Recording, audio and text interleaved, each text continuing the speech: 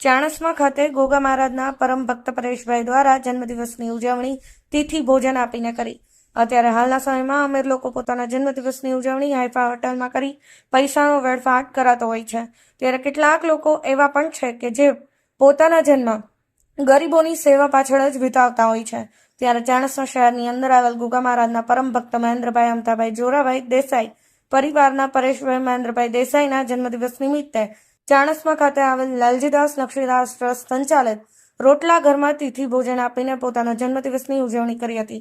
મૂળ ચાણસ્મા શહેરના વતનીને વર્ષોથી અમદાવાદ ખાતે રહેતા વિવિધ સેવાકીય પ્રવૃત્તિઓમાં અગ્રેસર રહેતા ગોગા મહારાજના પરમ ભક્ત મહેન્દ્રભાઈ અમથાભાઈ જોરાભાઈ દેસાઈ પરિવાર દ્વારા ચાણસ્મા શહેર તેમજ અન્ય જગ્યાએ પણ વિવિધ સેવાકીય પ્રવૃત્તિઓમાં અગ્રેસર રહ્યા છે। ત્યારે આ પરિવારના પૌત્ર પરેશકુમાર મહેન્દ્રભાઈ દેસાઈનો જન્મદિવસ હોવાથી તેઓ દ્વારા પોતાના જન્મદિવસની ઉજવણી ખોટા પૈસાનો વેડફાટ કરીને હાઈફાઈ રીતે મનાવવાની જગ્યાએ તેઓ દ્વારા ચાણસ્મા ખાતે આવેલ લાલજીદાસ લક્ષ્મીદાસ ટ્રસ્ટ સંચાલિત રોટલા ઘરની અંદર ગરીબ લોકોને તિથિ ભોજન આપી પોતાનો જન્મદિવસ મનાવ્યો હતો। આમ મહેન્દ્રભાઈ અમથાભાઈ દેસાઈનો પરિવાર વર્ષોથી સેવાકીય પ્રવૃત્તિઓ કરતો આવ્યો છે, ત્યાં ચાણસ્મા શહેરની અંદર પણ વિવિધ સેવાકીય પ્રવૃત્તિઓમાં પોતાનું યોગદાન રહેલું છે।